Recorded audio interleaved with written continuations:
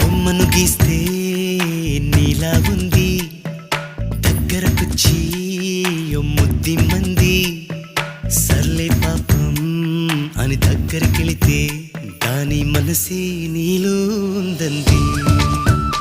ఆ ముద్దేదో నీకే మంది.